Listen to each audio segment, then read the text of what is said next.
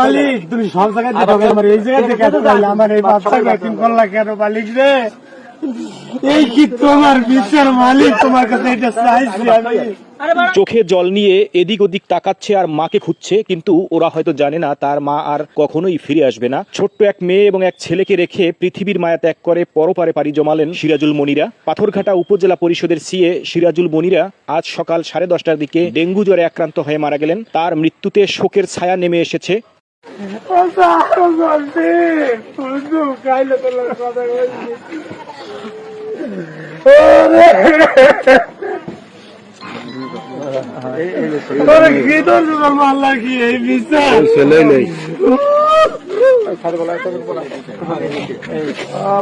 আমার নাম সুদিন গেছি, গেছি অবশ্যই অনেকক্ষণ ছিলাম, সবাই একসাথে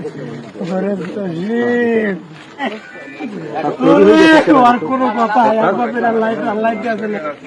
কোনো কথা কোনো সময় আমি গায়ে মাগ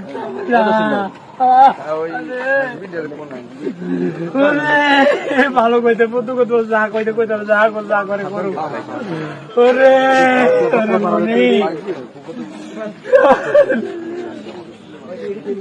তুই আমার কি দিয়ে গেলি রে?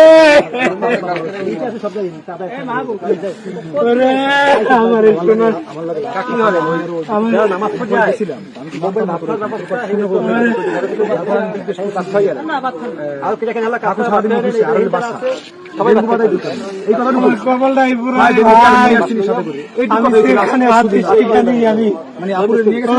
আমি ঠেলকা যাই, আমি যেখানে হাত দিই মালিক তুমি সব জায়গায় দেখো, আমার এই জায়গায় দেখে আমার এই বাচ্চাকে একদিন করলা কেন মালিক রে?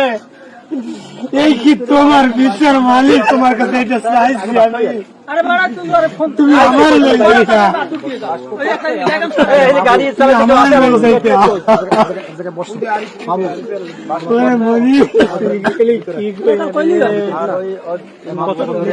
মনির এখানে মানে এখানে ভর্তি। আমি যখন ওখানে যাওয়ার পরে আমি লাস্ট আমার যে কথাটা হয়েছে ওর সাথে, আমি বলছিলাম যে তুমি তো সারাদিন অফিসে আসছো, অফিসার বাসা, তুমি ডেঙ্গুটা বাদাইলে কিভাবে?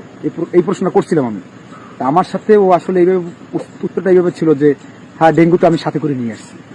এই কথা বলছি, আমি আবার বলছি ঠিক আছে তাহলে থাকো, ভালো থাকো, ইনশাল্লাহ সুস্থ হয়ে যাবে। এই কথা বললে আমি বেরিয়ে এসেছি। আমার বোন অসুস্থ ছিল। আসলে মনিরের ব্যাপারটা বলি, মনিরে এমনি এই এলাকায় আমাদের সামনেই বড় হয়েছে। আর দ্বিতীয় কথা হলো আমার প্রতিবেশী একেবারে কাছাকাছি। আর দ্বিতীয় কথা হলো ও পাথরঘাটা উপজেলা পরিষদের সহকারী সিএ। ওর সাথে আমাদের সাথে প্রায়ই দেখা হয়, অফিসে আদালতে বিভিন্ন সময় দেখা হয়, এবং ও খুব সবার সাথে হাসি খুশিভাবে চলাফেরা করতো এবং সবার সাথে মিশতো। এটা হলো মূল বিষয়। এবং এটা এই মৃত্যুটা আসলে মানিয়ে নিতে পারি না আমরা, কারণ এই মৃত্যু মানা সম্ভব না। কারণ একেবারে আপনি জানেন ওর দুটা বেবি আছে, একটা ছেলে আছে আর একটা মেয়ে আছে। ছেলেটা হয়তো 6-এ পড়ে আর মেয়েটা হয়তো অনেক পড়ে, এরকম একটা জায়গায়।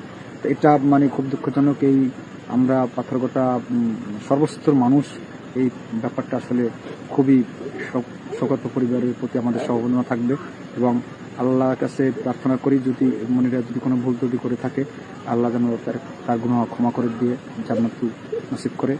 আর সবার কাছে দোয়া করবো যে মনিরের জন্য সবাই দোয়া করবেন।